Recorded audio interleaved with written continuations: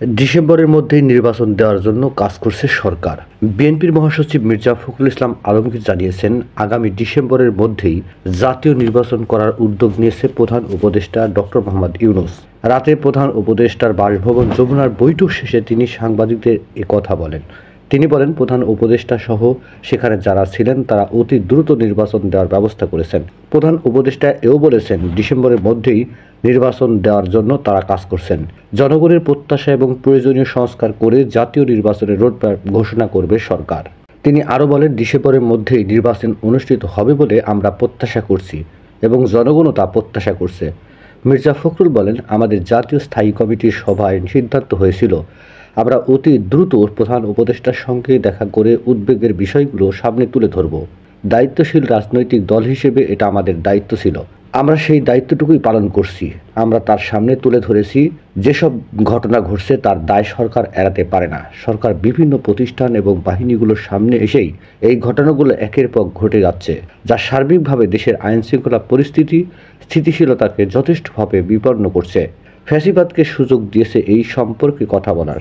তিনি বলেন, এই সরকারকে দ্রুত নির্বাচনের জন্য তাগাদা দিয়েছি। ন্যূনতম যে সংস্কার সেই কাজগুলো করে রিফর্ম কমিশনের সঙ্গে আলোচনার ভিত্তিতে একমত হওয়ার পরিপ্রেক্ষিতে দ্রুত নির্বাচন দেওয়ার বিষয় নিয়ে আমরা তাদের সঙ্গে কথা বলেছি।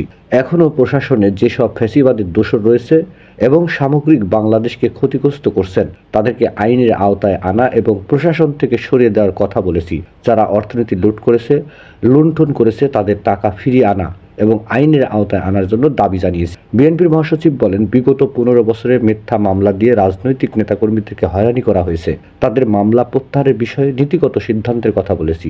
তারা এ বিষয়ে একমত হয়েছেন। আমরা দ্রব্যমূল্যের বিষয়ে অত্যন্ত জোরালোভাবে বলেছি। এই সরকারের অন্যতম ব্যর্থতা হচ্ছে দ্রব্যমূল্য নিয়ন্ত্রণ না আনতে পারা। এ বিষয়ে তারা বলেছে এটি নিয়ে তারা কাজ করছেন।